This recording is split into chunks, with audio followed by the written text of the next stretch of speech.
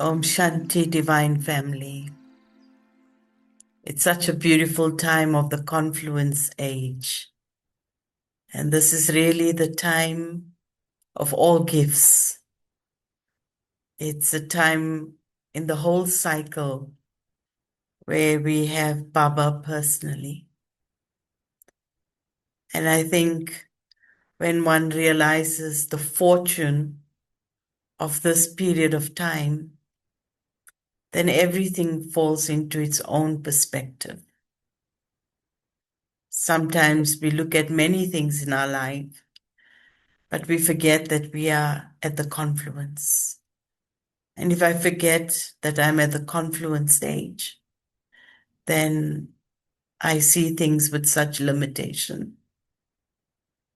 And when Baba comes at this period of time in the cycle, he meets the child with so much love and completeness. It's like through the whole cycle, whatever the soul has been waiting for, at the confluence age, quietly, Baba fills the soul. And I think this for me is the first beautiful journey that Baba takes me on. The soul has been through many things throughout time. And when Baba comes, he gives me the gift of purity.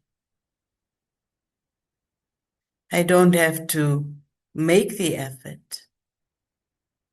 He comes with that purity. And when I accept that purity in my life, the soul begins to feel safe once again. It's like throughout the whole cycle, we have, especially towards the end of the cycle, we have come to a space where the soul survived. It did everything in its capacity to make life happen. But when Baba comes, we start living again. And Baba says, my child. And I can say, Baba. It is in this birth that I take from Baba that everything else for the soul opens up. I remember the very first time when I came to Baba's home. I was a Christmas child. I was invited to Baba's home on Christmas Day.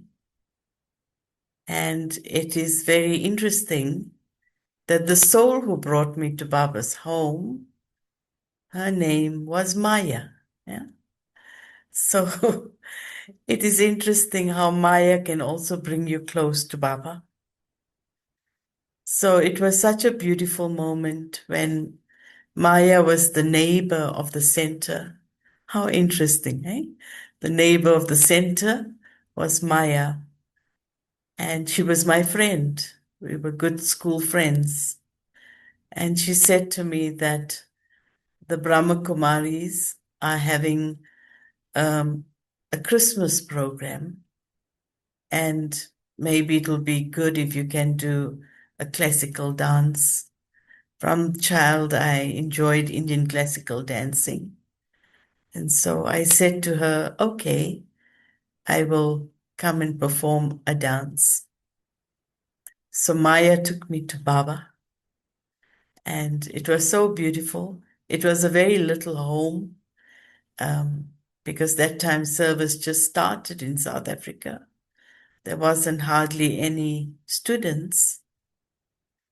And as I walked into the home, Baba's home, I felt so safe. I knew that I was welcomed by the most purest energy. I didn't know what was it. I didn't know what this place was all about. But as I walked in, I felt welcomed by purity. a very beautiful space. Sometimes when we hear the word purity, it may bring many different feelings for some because we've come to the end of the cycle. But when I walked into Baba's purity, I just felt so completely safe. And there was I in my Indian classical outfit, and the home was small. So the brother who was there, he said to me, "Will you go and sit in this room and wait till the program starts?" So I said, "Sure." And it happened to be Baba's room. And I don't know who this was, but this beautiful eyes kept looking at me. And I thought, okay, it must be the guru, it must be somebody. But Baba never stopped looking at the child. And I know that my spiritual birth took place through Baba's Drishti. And so why am I sharing the story? Because for me, this is the journey where the intellect recognized Baba. And I think the ingredients for a Satopradhan intellect that Baba at the confluence age offers to the soul is really just that, where I can walk into the beautiful energy of complete purity and those eyes that hold love and truth. And this opens every door for the soul. And I think that when we come to Baba, all of us, some way or the other, Baba has given us this gift. He often says, "I've given you the gift of a divine intellect." And often Baba even says that never forget the days of your childhood. So think about the time in your own life's journey when you first came and you know that this was the space for you. You knew, you recognized something. And I think this beautiful journey of recognition, not just knowing, but recognition, is what opens the heart and the soul's journey. You know, in Hindi, the word is pehchan. When you recognize Baba, there's a Hindi song that goes, "Tu wohi hai," you are that same one. And it's like when the soul recognizes Baba, like the word pehchan means, the heart begins to rest. And it's a very beautiful feeling in my Brahmin life, where I can look at Baba and I know this is you. Baba, this is you. The soul recognizes this eternal relationship with that one.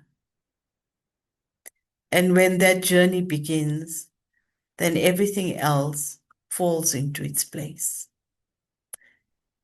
I remember the first time when I met Baba, it was as if the feeling from Baba, uh, because my nature is relatively quite just natural and easy, when I looked at Baba, the feeling was Baba saying hello. And I thought, well, oh, God won't just say hello to me. But there was that beautiful feeling of connection. And the first time I met Baba in Madhuban, during those personal meetings, was also the same experience. And so Baba at the confluence age really wants to step into our journey and make our journey such a powerful journey. But this journey is a very powerfully deep and subtle journey. Sometimes we can bring in still a body conscious vibration, which is good, but not necessarily pure and divine. Not all body conscious energy is bad. There are many people in the world that are good, but not necessarily deeply soul conscious. And so sometimes in our journey as well, we can experience the goodness of our life's journey, but not necessarily the divineness. And when Baba comes, the first thing Baba offers me is that truth and the purity. I think for myself, when I think about the journey of truth, it's the greatest level of stability for the soul. I think of Mama, especially this being the month of Mama, that when Mama saw Baba for the first time, there was complete recognition. This complete recognition that this is God. This is God who has come. And from that very moment, because of Mama's complete recognition, she had totally surrendered. And so Satopradhan intellect is that intellect that recognizes and has the ability to completely surrender. I find it so interesting how today in Baba's Murli, Baba said, I am the trustee. Baba is the trustee. And then he also said that the method that Baba comes and offers is Srimad. And I feel that it is the journey of Srimad that can allow the soul's intellect to be transformed. For a long, long period of time, I may have had good feelings about Baba. I may have believed in God deeply. But when Baba comes at the confluence age, he gives me Srimad. And I feel that when I really accept Srimad, this is what makes the soul Satopradhan. There is no other direction higher than Baba's Murli that can allow the soul to become Satopradhan, to have an intellect that is completely pure, filled with truth. Because that's what a Satopradhan intellect is. An intellect that is completely bathing in truth and purity. And I really feel that the more and more I stay open to Baba's Srimad and allow each aspect of that Srimad to just work in my life in a very beautiful way, more and more that allows the soul to just dissolve all the other belief systems that it has held for a long time. When the intellect is still Rajo or Tamo, then there is so much limitation. In a Tamo intellect, I am so caught up in the physical. I'm so caught up in negative frequencies of life. And when I go into the Rajo state, I do recognize, but there's still a lot of mixture. And there's battle. But more and more as the soul moves into that Satopradhan state, it's able to release the battle and able to accept. And Baba's Srimad is such that it opens the doors to that space where the soul can experience its completeness. I think it's such a beautiful space that one can operate from on a very real level to make that intellect very pure and divine. I was thinking today, Baba was saying in the Murli as well, that don't allow there to be doubt about anything. And a Satopradhan intellect is the one that holds deep faith. And I think as our journey in the confluence age is reaching its climax, and souls are going through many different aspects, and the variety of karmic accounts that are coming up at a very vivid and quick frequency. Again, it's become so important to stay in the heart of Srimad, because this is the only aspect that will keep the soul safe. And it is this surrender that will allow the soul to go beyond the challenges that come. Because especially in our Brahmin life, I think things like doubt may not be loud, but the doubt can come in many different ways, where it actually slows down the soul. Like today, Baba's saying, the courage and the enthusiasm of the soul begins to drop when there's doubt.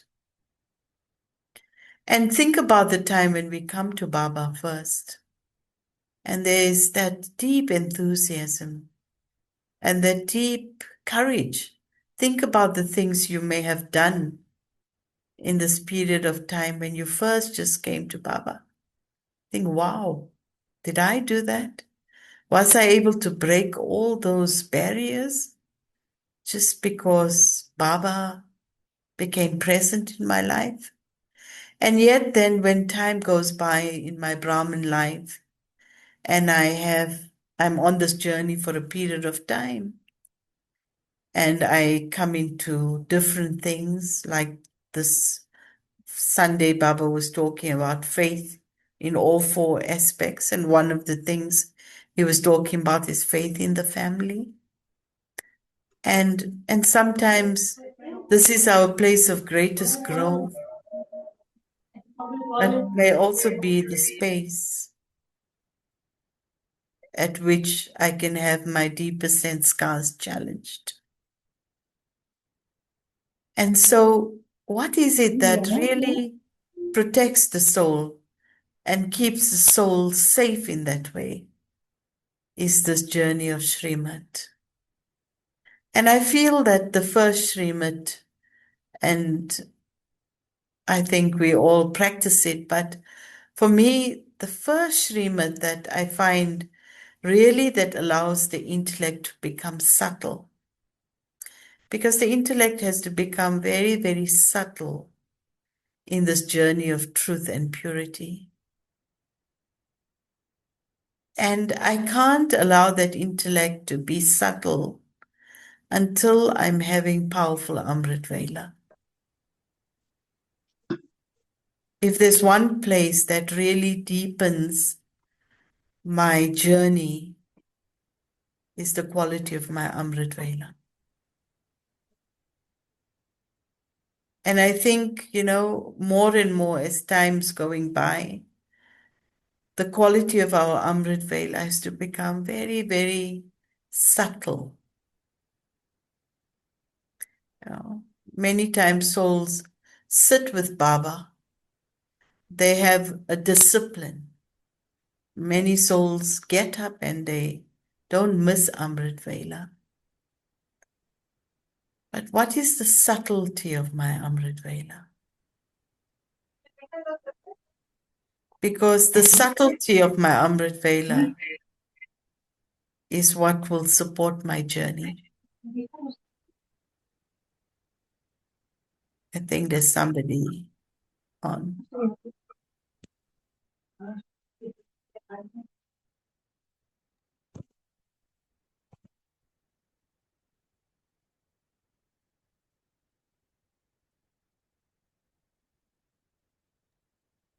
All right. And so we really see how at Amrit Vela, if the soul can go into the depth of its subtlety, this will give the soul catching power. A Satopradhan intellect is the one who can catch quickly. And as times are going into its most delicate space, it's like I need to catch the signals. I need to be aware of what is happening. And Baba will protect the child till the very end. But I need to allow my intellect to be subtle enough to catch it. And for me, really, this is the time of Amrit Vela. Some souls do very well and they have very early Amrit Vela, and some just make it. But whatever it is, it doesn't matter what time you're having it. But really to keep the chart of how subtle is my connection with Baba. How much can I hold Baba in its fullness? I can hold Baba in Baba's completeness in my being. You know, at Amrit Vela, Baba wants to give the child everything. Baba says at Amrit Vela, I will everything to the child. And so, in order for the soul to take in that way, my dharna and my ability to be still at Amrit Vela is so important. I think what really deepens and cleans the intellect and makes it subtle on its journey of becoming more and more Satopradhan is really the quality of Amrit Vela. I remember Dadi Janki, sometimes even in December when it used to be extremely cold. And being in Madhuban, I often was there in December because of the youth. And Baba, Mum, Dadi would never hesitate till so many years later in her life, and she would conduct that Amrit Vela. It was probably in the last 20 years or so that it became a little different. But, morning yoga and evening yoga, just it was so there. Daddy never missed 7 to 7:30 yoga in the evening. And so these deep, deep practices at Amrit Vela and at the time of dusk, like we call it Nurma Sham Yoga, the evening yoga. These are really the times where Baba reaches out to the child. And the more and more I'm able to hold that subtlety, it will allow the intellect to grow. I find another aspect that allows the soul in its daily interactions to allow that intellect to become more subtle and move towards its level of purity and truth is really to see the quality of my churning power. Again, I need to see how much do I hold Baba's words in my heart and mind during the day. Like yesterday, I just really enjoyed when Baba said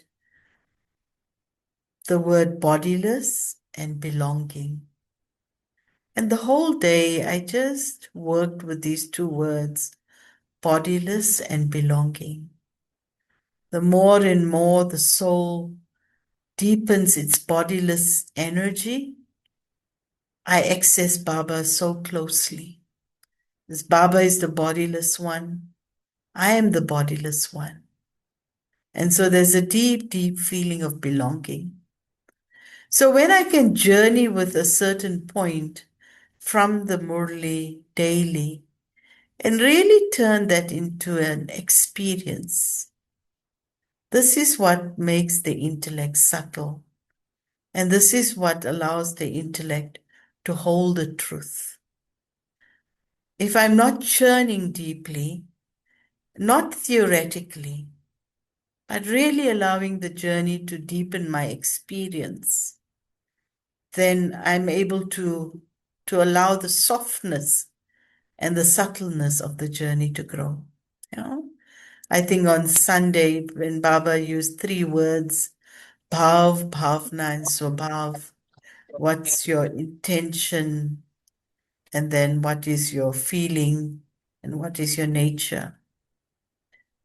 And again, just like take words like that from the Murli and give it as a deep experience. Because even in our Brahmin life, if we are in Gyan for a longer period of time, we can get used to things. We can get used to a rhythm. We can get used to a routine. We can get used to words. But they're not necessarily becoming an experience.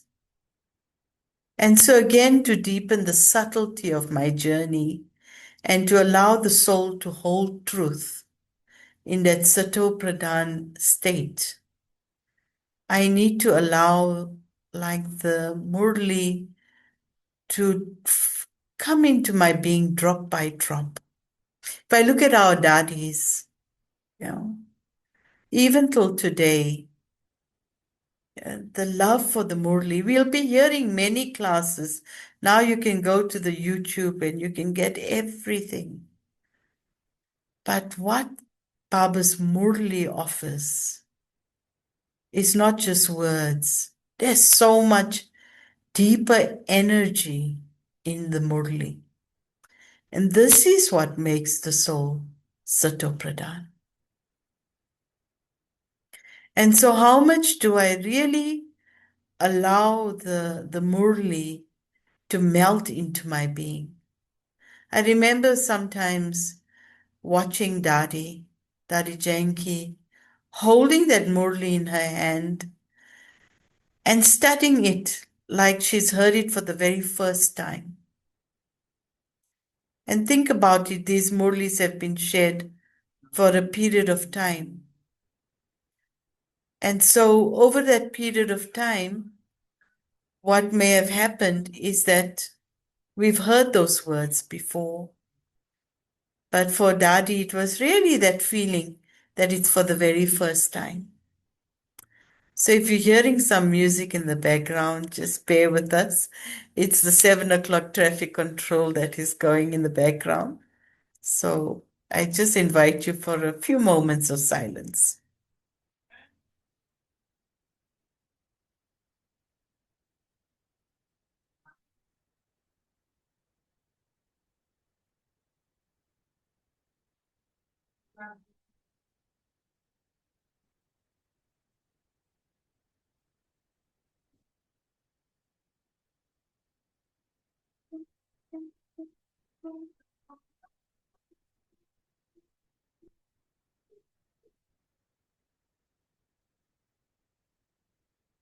Thank you. And so really the whole experience of allowing Baba's Murli to do that. The other aspect that I find really today, what has become very, very important, and I think as drama is going more and more in its intensity, is really the quality of our yogi food. I think people talk about healthy food, but I want to stress yogi food. Because yogi food is what will directly influence my intellect. Today, I think many of us do pay attention towards eating more healthier and knowing the impact of that. But if I look at it as time is going to go by, and that food that is going into our body is the direct effect of matter. And that direct effect of matter will really impact on our level of thinking, our level of judgment, according to the vibration of the food. And as time is moving in more and more delicate space, I think, it's more and more important in that journey to be able to check, is my food yogi food? And yogi food is really and sometimes in certain homes it's easier to offer bhog every day. But some of us may be living in families where it may not be possible to offer bhog in your home every day. But offer that food from your heart and make it in a way that Baba feels the fragrance of whatever you've prepared. And more, the soul is able to deepen that yogi state. This is what makes the intellect Satopradhan. Sometimes we can think of many things intellectually and say, well, this creates a subtlety, that creates a subtlety. But Baba's system is a very simple system. It's a very powerful system. And as long as I keep to that system, this is what will protect the intellect and keep it very, very subtle. I love the evening yoga time. It's really the time when the angels encircle the earth. And I always say to myself, I want to be there. So when it's evening yoga time, I often just have the feeling the angels are waiting for me. And using that time to join into the angels, to encircle our world. This allows the soul to move into a space of benevolence. Benevolence deepens your Satopradhan energy. You know? This is the seva that we do, the service we do. The more and more we activate the energy of benevolence within our being, the more and more the intellect becomes subtle. The intellect is able to be broad. The intellect is able to be clean. You know? And so that angelic energy, and always to think for me in the evening time is really that time that I'm part of that team. Yeah? Baba's waiting for me, the ancestor souls are waiting for me, and all the angels of the world, they're all waiting for me. And I need to be on time. I just love it because I want to be part of that circle that is encircling the world and offering its benevolence. The more and more the soul touches benevolence, the more and more the soul is becoming Satopradhan. Yeah. And then our chart, like the other day Baba was saying, just tell Baba everything from your heart and then say good night. What cleans the soul, what makes the soul Satopradhan is honesty. I remember one day asking Daddy this question.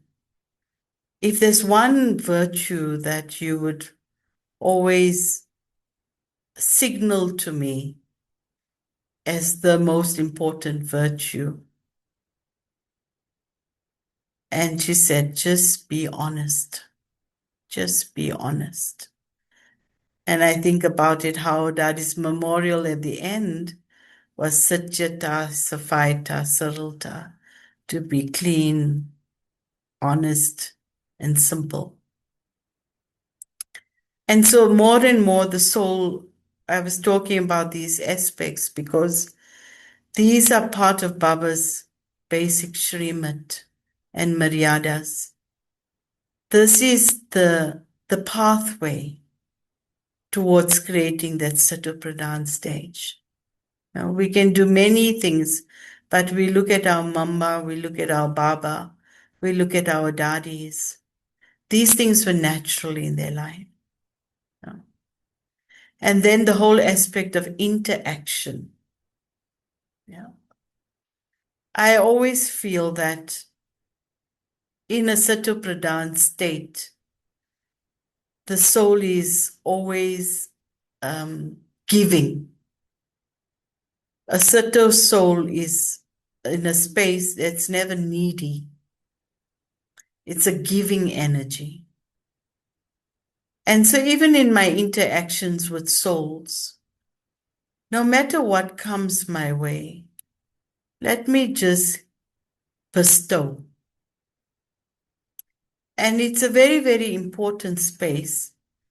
And I remember once, many, many years ago, one of our elders told me, and I remember it till today, and she said to me, I can't remember which senior this was, but I remember the words very closely, was that in every situation, especially when you're interacting with souls, ask yourself, am I interacting from the space of my sense scars, or am I interacting from my space of virtue? And a Satopradhan soul will use every interaction based on virtue. The interaction will come from that space of virtue rather than from a space of sanskar. Because sanskar is reaction and virtue is response. And so really to deepen that Satopradhan space within the soul as well, in my daily quality of interaction with souls, I need to see at the end of the day, how much did I use virtue? Just not my autopilot mode of reaction. Sometimes souls may be in a different space, so I need to be patient. Sometimes souls are insecure, so I need to make them feel comfortable. Sometimes souls are a bit burdened, so I just need to give cooperation. Let me not react when somebody's frequency is a little low with my own sense scar. And a Satopradhan intellect is able to use virtue, be able to see what is the right virtue needed right now in a very natural way. It's so easy to use my sense scars that just emerge, the way somebody may speak to me or ignore me or treat me in a certain way. And automatically, there's a part of me that wants to react or operate from a sanskar that is already there. But a Satopradhan intellect immediately sees what virtue is needed right now. I think about the story of Baba, and when the soul that had come to assassinate Brahma Baba during that time, the earlier years. And when the soul came in front of Baba, Baba looked up and said, "Yes, my child." And it melted that soul. And he said, "Sorry, Baba, I had wrong intentions being here." And so what allows the soul to naturally act from virtue? And the more and more the soul is absorbed in that purity and absorbed in that truth, the virtues emerge more and more naturally. And a Satopradhan intellect knows which virtue and which power to call upon in the moment. I think a Satopradhan intellect also knows how to catch signals. You know, they say a deity doesn't have to be told. A deity knows how to catch the signal and know what to do. Now, human beings have to be told what to do, but the deity knows how to catch the signal. And so more and more my being becomes more and more subtle. I'm able to catch the signal. I remember once Mohini Didi was sharing a while ago how when she used to leave Madhuban, then Didi Man Mohini used to signal to her about certain things at the end of the journey of her Madhuban trip for the way forward. And she said that how, as time went by, she was able to catch the signal. So she wasn't having the need to be told what to be doing. And more we become subtle and become more subtle in our energy space. We are able to catch the signal. Yeah. I often think also when I leave Madhuban or I leave a space where I've been part of, and I just sit quietly and I say to myself, what is Baba telling me right now? What is drama telling me right now? What is my complete self telling me right now? And it's good to write it down. You know, very often, what is Baba telling me? What is drama telling me? What is my complete self telling me? And the more and more the soul is becoming subtle in that way, is able to catch that very quickly. One time, Baba in the Murli shared something very beautiful, which has helped me a lot. And Baba had said that a Satopradhan intellect knows how to draw happiness from every situation. A Tamopradhan intellect knows how to draw sorrow from every situation. And I thought about that a lot and has helped me because the more and more we see the scenes of the drama, again, it's the quality of my intellect that will respond to that. And sometimes it can be the same scene, but one soul sees all what went wrong and becomes very critical and becomes very limited in what has happened.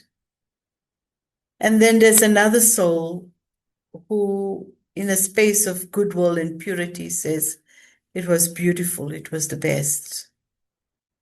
And so we see how a Satopradhan intellect knows how to draw the best out of every situation. And I just love it because I think 2 weeks ago when Baba said in the Avyak Murli too, when he was talking about waste thoughts, and he said, change waste into best. And he said, what is best? The day's blessing, the day's slogan, the essence of the Murli. So when you are having waste, just go back to that day's blessing, slogan, and essence. Remember 2 weeks ago, Baba was sharing that. And so really that feeling that a Satopradhan intellect knows how to quickly shift waste into best. And I think more and more as time is going by, it is such an important space of really just going inside and allowing the shift to come quickly. When I'm in a Satopradhan state as such, there's less influence on the soul of many other things. Because when there's influence on the soul, things take longer to shift. And when the intellect has become more and more subtle and Satopradhan, the shift is quick. I'm able to shift things quickly out of that level of recognition. So again, it's a very beautiful space that we can work with and allow that energy to grow. One other aspect about a Satopradhan intellect, and if I look at our seniors and I look at how Baba teaches the soul, is a Satopradhan intellect doesn't hold the past. A Satopradhan intellect is very present.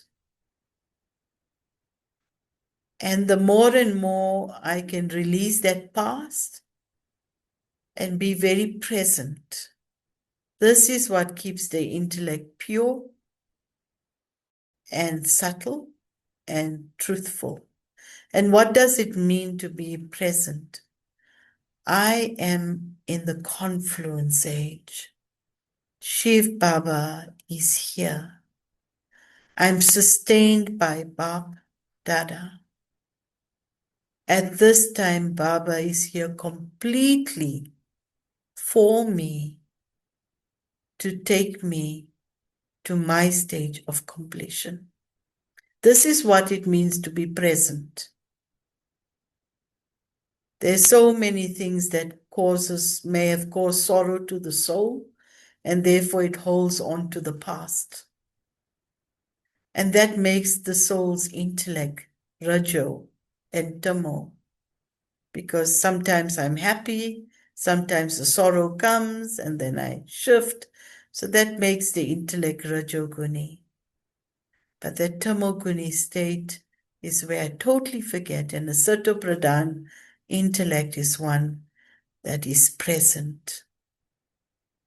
And this is the energy that the soul can use powerfully on its way. Yeah.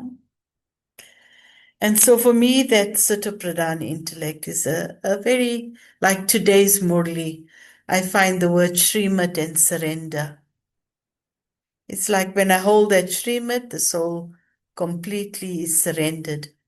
And this morning I was having a conversation with another soul, and it was so beautiful as we were just doing a Gyan chit chat. And just that feeling that what is it that I'm surrendering to? I'm not just surrendering and moving away from the old. I'm not even just surrendering to Baba. I'm not like saying, oh, I want to move away from the old and just be with Baba. But my complete stage is calling me.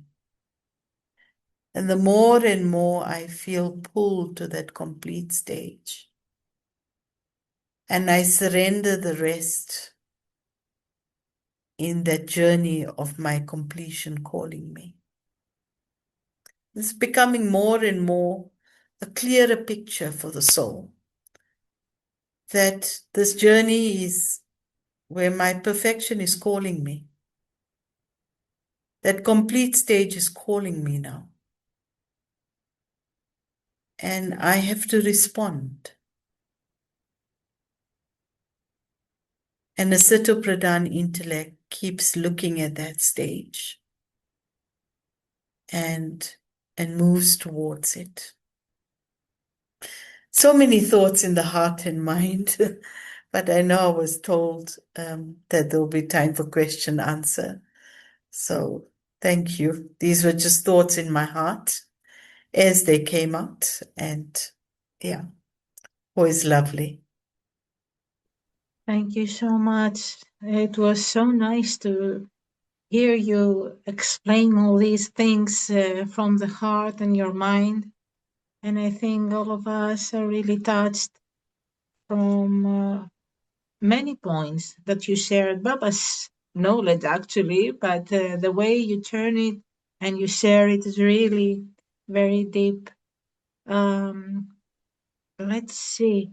There is one question that says, what is the reason that we cannot churn knowledge properly? Is it lack of faith? Is it laziness? Or laziness? Yeah. Yeah, I think there's a few factors that come in mind. And I think initially, when you listen to the word churning, at times we have different ideas about what churning is. But for myself, I just want to, if like somebody has said something to you that somebody you really love, and they've said something to you. And then you say, okay, I will hold it in my heart. I'll think about it. I'll hold it in my heart.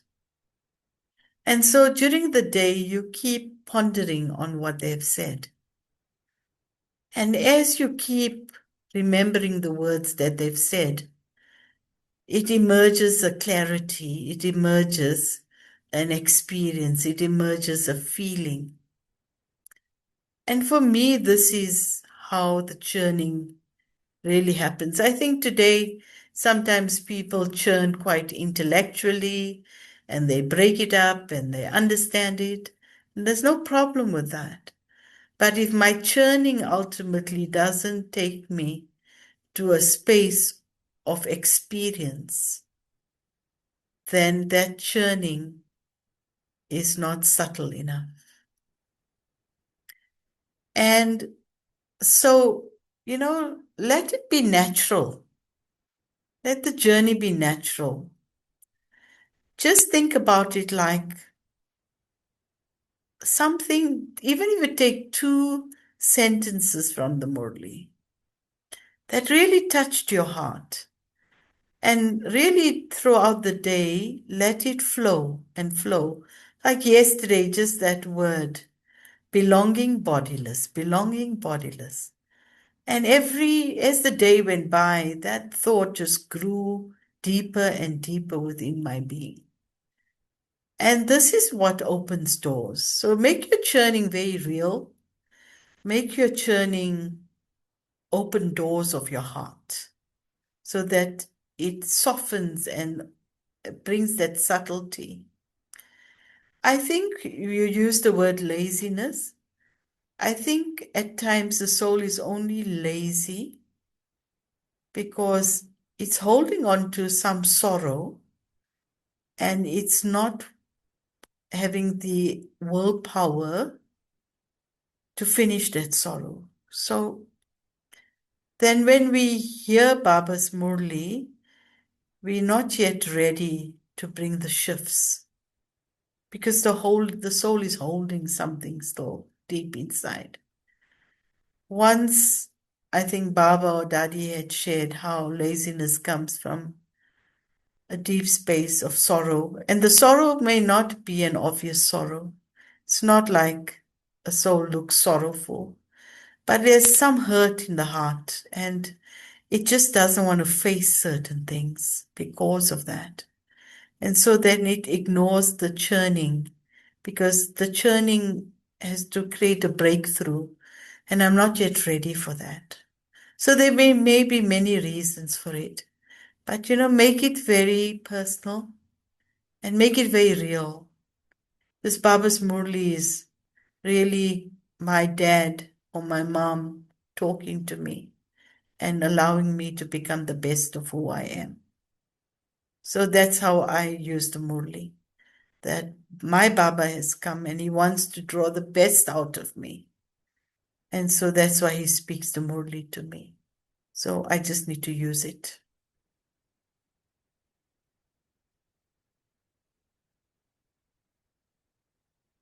You are muted.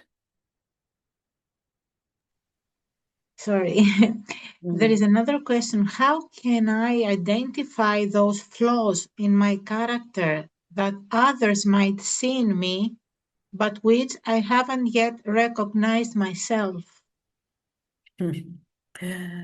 Very beautiful. And I'm thinking of my brother Yogesh because on Saturday when he read Murli, and at the end of the Murli, one of the questions that came on blind spots, and he spoke about 4 aspects to look at in your blind spots. So, America, I'm going to ask you to go back to that because he's explained it so beautifully about the 4 levels at which you can see your blind spots. So it was, I think, Saturday when Yogesh Pai read the Murli. And that will really help you with that because I found it very useful for myself.